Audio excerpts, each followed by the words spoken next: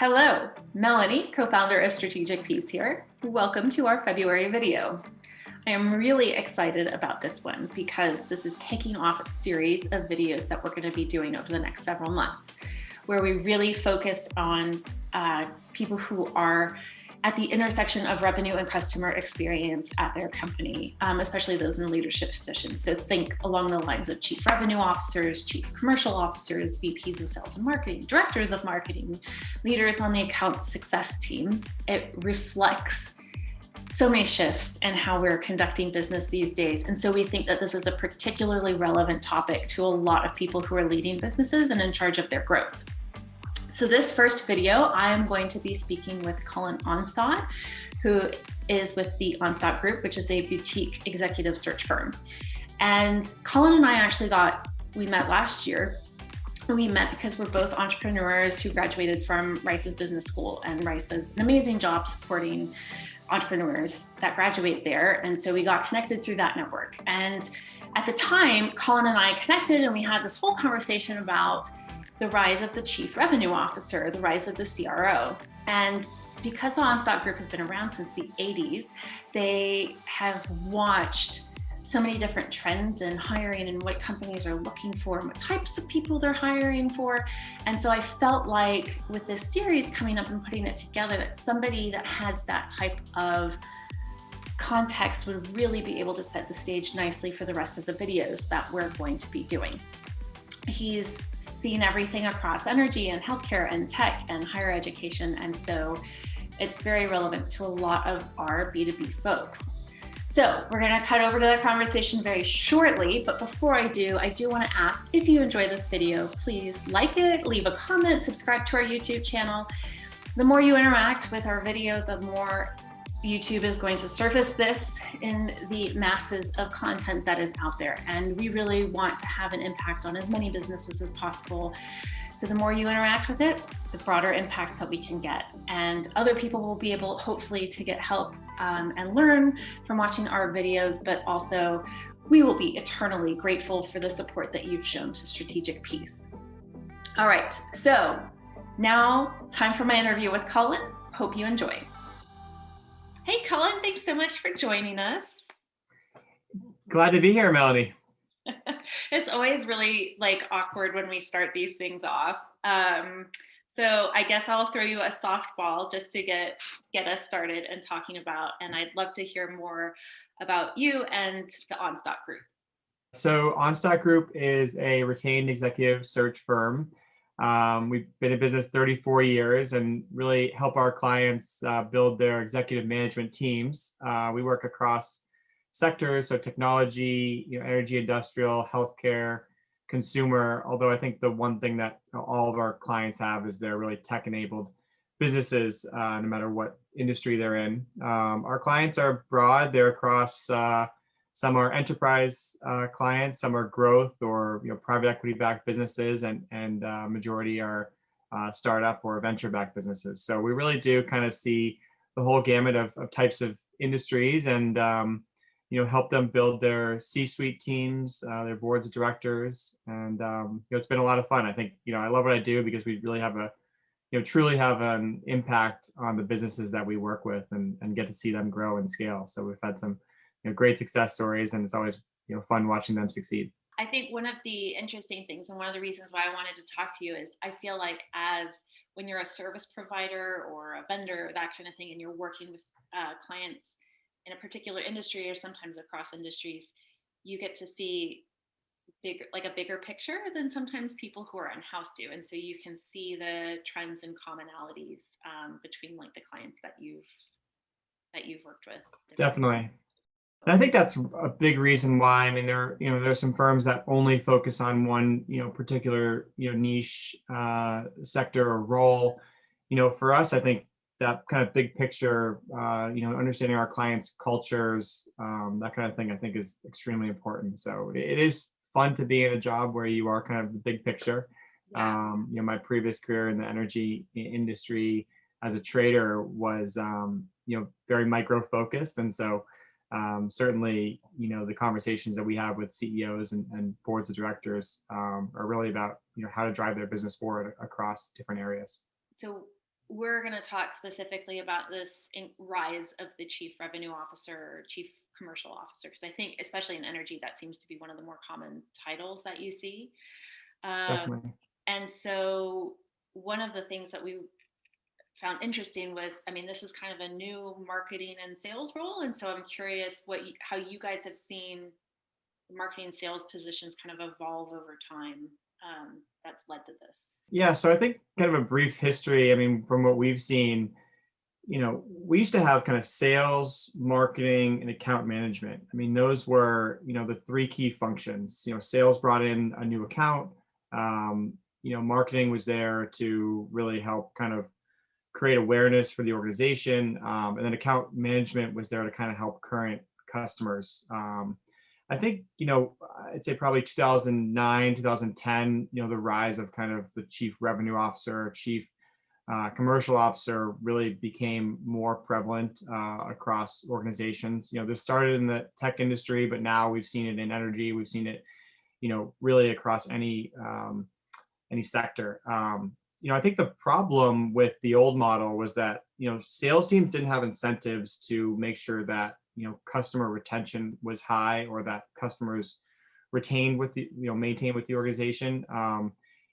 Account management also wasn't a revenue function at that time, meaning that they were just kind of there. They didn't have, any goals to really create retention within organizations. So, I think that's how customer success, grew from account management, and how these roles really evolved to oversee, all three, aspects of sales, marketing, and, now customer success. So I think that's, right now the key to any, growth oriented company is retention. So, it's much easier and less expensive to retain a customer than acquire a new one. So I think that's why, businesses are now creating these kind of, three sectors to be more of a cohesive group. Yeah. I think one of the other things that's interesting that you said you saw this difference starting maybe 2008, 2009 is that's where I think digital technology and the internet went from a bit of the wild west Yeah. to we actually are able to track things and we're able to measure things. And so I think that that's really, I know from a marketing perspective that it's really reshaped that role from we're going to go set up booths at conferences and that's kind of it. Right.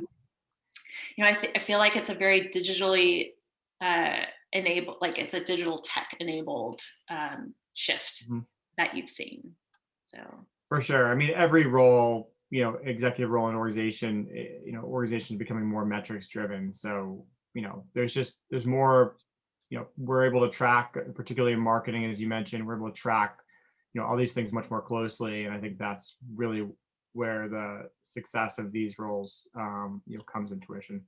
So do you ever see a company where they would have both a CRO and a CCO? Is that a common thing? It hasn't been common for us to see both, but there certainly are. I would say kind of the way that they differ, chief revenue officers really focus on, new business sales, at times marketing, sales operations, marketing operations, which are becoming more important, as metrics, is growing within the company, renewals and upsells. They also manage a team of, maybe BDRs or SDRs within the organization. I would say a chief commercial officer is kind of focused more broadly on, overseeing all of their commercial strategies. That probably includes, I would say chief commercial officers are more kind of longer term focused on the vision for how that company is going to create revenue over time. Right. Um, I think the chief commercial officers work more closely, at least in our experience, with the product teams to kind of work with R&D to understand and create alignment to really develop kind of a market focused product strategy, Okay. so that what you're creating also has an opportunity to be sold in the market, versus the chief revenue officer is probably a little later, where we've already developed a product or service, and now we need to go out and develop a go-to-market strategy to really sell that. Yeah. And now we have the chief customer officer coming Yes, too. So a third new C-suite role. definitely. Yeah, I think the chief customer officer is, it really gives, that role kind of a seat at the table. Yeah. So, because as I mentioned before, customer retention being, extremely important, in, in any organization, that obviously customer success has grown, and giving them the chief title and allowing them to work closely with that chief revenue officer and potentially chief marketing officer and organization is going to be key. We've got chief customer officer and chief commercial officer. I think we'll just agree for this. We'll talk CCO as chief commercial officer and Great. have some focus on the acronyms here. So, when would you say it's appropriate for a company to have both of those roles? More industrial type businesses that have more in-depth R&D, I think is important.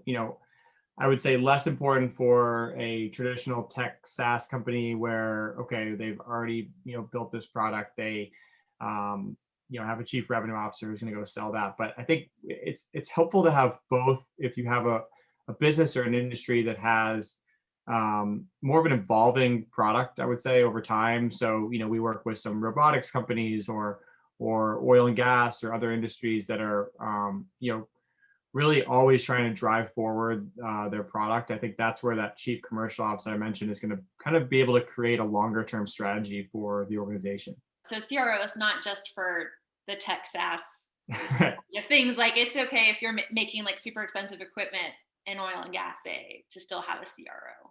I think tech companies were the first to implement these types of roles. Although we've seen clients in every industry start to hire these executive positions. So, um, when I think having and back to having both roles, I think really creates a more collaborative organization. I think all organizations across their C-suite are trying to reduce this kind of throw it over the wall mentality between bringing on a new customer and keeping their current customers happy. So definitely a CRO is not just for the tech industry. And we actually work with a client that recently hired a CRO, and that person was really focused on kind of key growth for their business and exploring new areas for strategic growth for the company.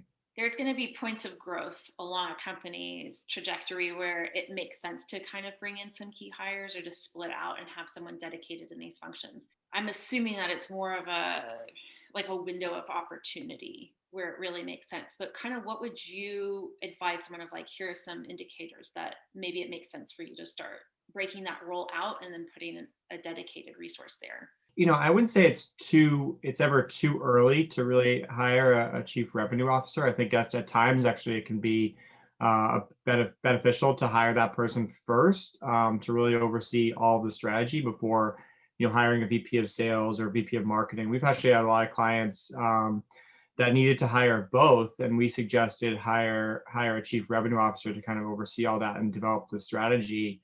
And they can build marketing, sales, and customer success underneath them. So, I think we've seen more clients have that, attitude, and that's particularly, that's growing every year. We do more chief revenue officer searches, chief commercial officer searches for our clients. So, is it super competitive right now? Like, are companies fighting over a small pool of candidates to become their CRO, CCO? Because I'm looking at profiles of people, I'm like, you can come from a finance background, you could come from a sales background. How competitive is it? Any role that has multiple functions that could potentially grow into that C-level role, and that's why the CEO role is so attractive or and challenging to become a CEO at an organization, because they could pick that person out of finance or marketing or any go-to-market strategy or product engineering. So I think the chief revenue officer is actually very similar in terms of they're looking at those three different functions.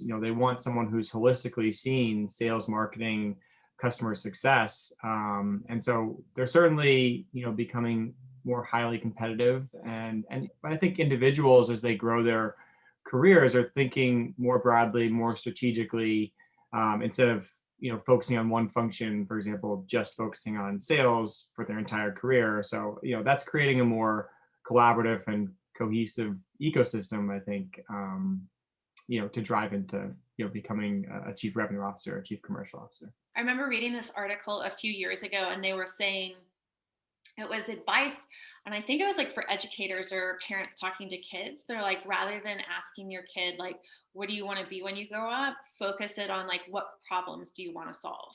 Because Right.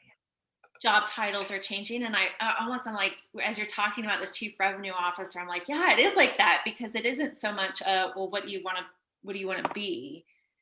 It's, I want to go solve these types of problems, and you can get there through multiple paths. So Exactly. And I interesting. think these roles are going to continue to evolve and, The workforce of you know, tomorrow. right. Yeah. There could be a new role tomorrow. I mean, we've seen, chief data officers, even on the technical side, Yeah. chief product officers. That's another role that never really existed. You had, marketing, you had product management, which kind of fell into marketing, And kind of engineering, closely right? tied to engineering. But, now you're having these roles that, um, are newly created and draw from, multiple different talent pools. Yeah. I wonder, and maybe you have a thought on this, but it like literally just crossed my mind, how as organizations tend to become flatter as well, if that makes it more okay to have this. I mean, it almost like seems like a top heavy, depending on your structure, but top heavy, like C-suite heavy focus. But if you're separating all of these out and having everyone at the table, like you said. It does create more of a top heavy, organization structure. Although I think what it does is creates more alignment for, every organization, for teams within that functional area. So, Sure. if you take an organization example that has, three C-suite executives, their CFO is going to also oversee, operations, oversee HR, oversee, legal, these other functions that don't really fall under the financial officers, Yeah. um, roles and responsibilities. So by creating that out, by having a, chief legal officer or, a CHRO, I think that creates probably better alignment within the organization underneath them. And I think it's good to have, I mean, obviously, like our company is called Strategic Peace. And as you're a fellow Rice MBA, I'll just give like the shout out there. So, but, I think we're very like strategy first. Um, Mhm. and so it's great to have all of that represented at the C level, where it's like, yeah, we can be really intentional about the strategy, and then it's going to make everybody else so much more effective uh, Definitely. at their job. We do that every day. I mean, we're really, we focus on recruiting at the executive level, although we're really a, consulting firm. When we meet with a CEO or an investor to really help them think about how to build out an organization, they're relying on us on kind of that advice to say, okay, it's not just you need a VP of sales, let's go find that person. That's transactional. It's you need a VP of sales, but we may say, well, okay, we want this person to oversee other things that aren't just sales, or you're asking us to do that. So maybe this is a different role. Maybe this is a chief revenue officer role. So, I think becoming more dynamic and strategic in terms of working with our clients as well. So it also brings up kind of like a new political structure to work out at companies, because like I know at some companies you have like the CEO and then COO, CFO that might almost be like kind of right under the CEO, and then VPs that report into them. So where does this CRO or CCO sit in terms of like the pecking order? That's a great question, actually. I think the pecking order really depends on what stage of evolution the company's in. So, when a company needs to develop their product, a CTO or VP of engineering executive, might be the most important role. If the company needs to raise additional capital or go through some M&A activity, then the financial officer, will be key at that stage. And then once a company has a product and capital to really develop a go-to-market strategy, that's where the revenue generating functions, the chief revenue officer, chief commercial officer, kind of become most important for growth. So, I think the other thing too, with the importance of these roles and kind of deciding the pecking order, is really like, what is the background of the CEO? If the CEO's True. more kind of go to market focused, then technical leadership might be more important. If the CEO has an engineering background, then maybe they need more help on the sales side or the marketing side. Yeah. In the energy industry, I think you could have the best product or service in the world, but if you don't have, a business development approach to kind of get that product or service in front of new potential customers, then it's going to be hard to see growth. It's very rare that a product kind of sells itself. For sure. So Yeah. certainly, I think that you need someone on the go-to-market strategy side, and at times at an early stage company, that's the CEO. CEOs are obviously going to be focused on not just operations, but kind of something go-to-market focus as well. So what are kind of like those typical dilemmas that they're going to face? I think really, understanding what your focus is from a strategy perspective is going to be key. So back to that kind of stage of evolution, what what are you looking to accomplish in the short term, and then what are you looking to accomplish in the long term? Obviously you mentioned ESG. I think it's becoming more and more part of the CRO and CCO functions. They used to kind of fall under maybe a chief operating officer. So it kind of depends on the balance of the organization. We've seen CFOs that are more operationally focused. We've seen CEOs that take on the responsibility of that role. So, I think kind of on that side, the CEO and COO function is kind of more operationally focused, than specifically focused on new revenue. Yeah. That's interesting. It's like we're all becoming these like Frankenstein employees. A little bit of this and a little bit of that. We'll kludge it together and Exactly. It really does. It depends on what the structure of the organization is. And there are candidates that are great at doing, wearing multiple hats and overseeing multiple different areas of the organization. So I think at the end of the day, in building a company, it's an executive team. It's making sure that you have a skill set to oversee those different areas, whether you have somebody in every single one of those functional roles or not, to really create kind of a cohesive environment.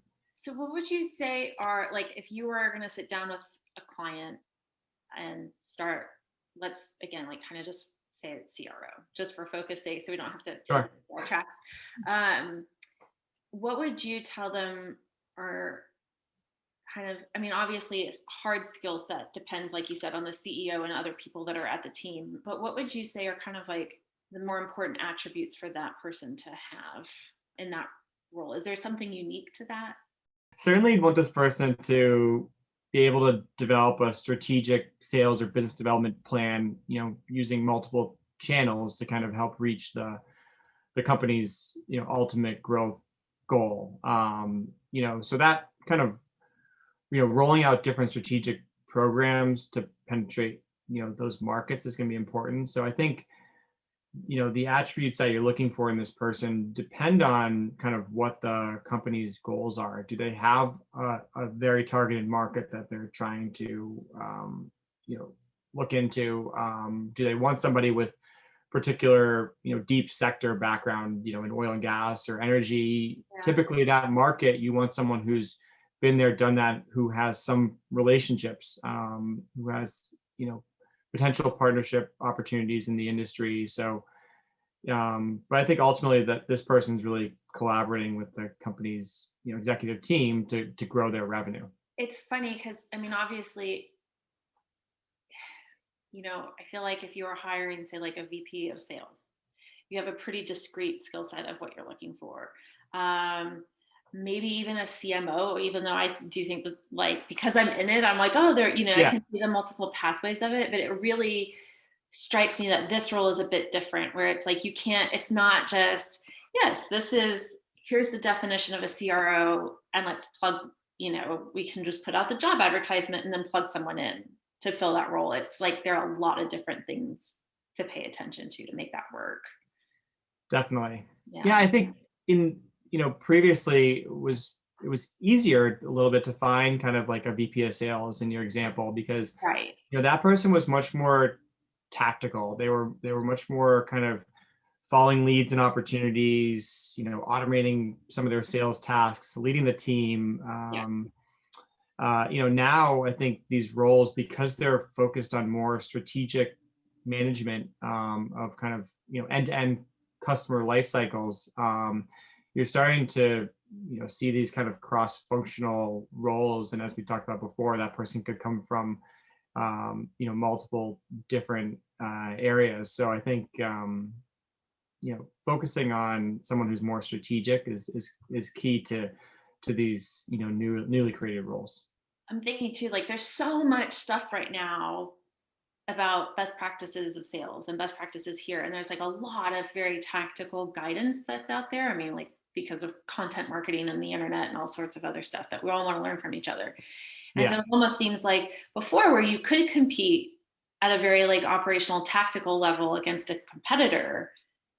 Now if you really want to compete effectively, you have to compete at a strategic, like you can't neglect that. You're not just going to win because you've made more phone calls. Right. Yeah, exactly.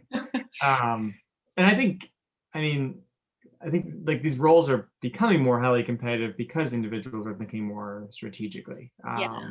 So, and I think in the world in general, within technology, we're seeing, we're transitioning to a subscription economy. We're transitioning to all these other new metrics like churn rate, which is, the annual percentage rate at which customers stop subscribing to a service. I think these metric-oriented businesses are creating new opportunities for people. And, within even like, the subscription economy, in my job every day, I wake up, I log on to our CRM, I use our shared drive, I use our LinkedIn subscriptions or Slack or HubSpot or ERP systems. All these things, have a monthly charge now, and so it Yeah.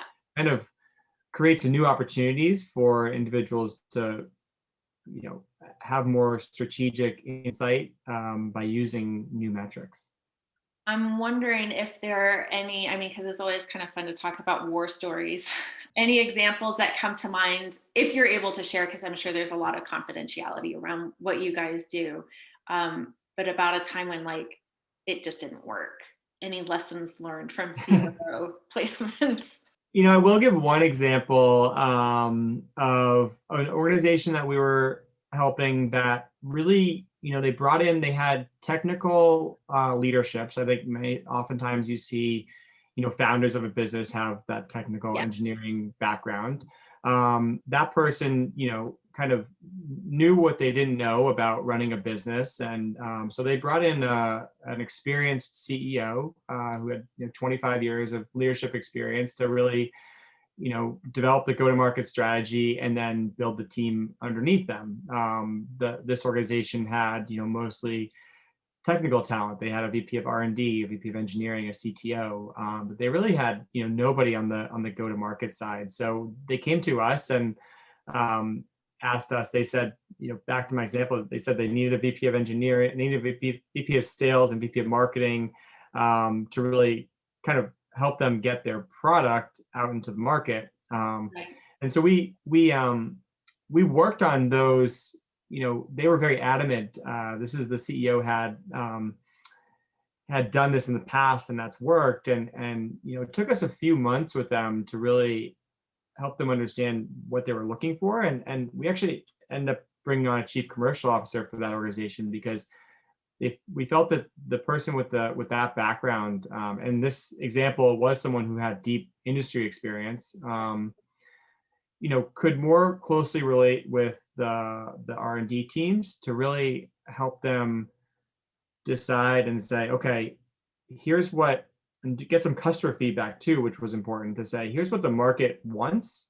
Yeah. We understand what you're creating, but here's some feedback for you from even doing some of the traditional marketing, like going to trade shows, all those things, to really kind of get some customer feedback, and really did that over the first year before they even developed a go-to-market strategy for creating revenue. So, I think that's one example where you don't really know what the company needs until you work with them for a period of months and understand the different backgrounds of everyone else at the organization, because you want to have a kind of a cohesive environment. And if you have a team that's very technical and then hire a, VP of sales who's really just good at kind of understanding, getting that product and then bring it to the market. And you don't have that overlap, kind of that product management side.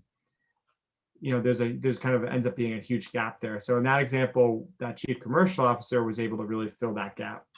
So if you were speaking with someone who was maybe at the, say, VP of sales and marketing, and they wanted to move into a CRO position or CCO position, what advice would you give them in terms of getting ready for a role like that?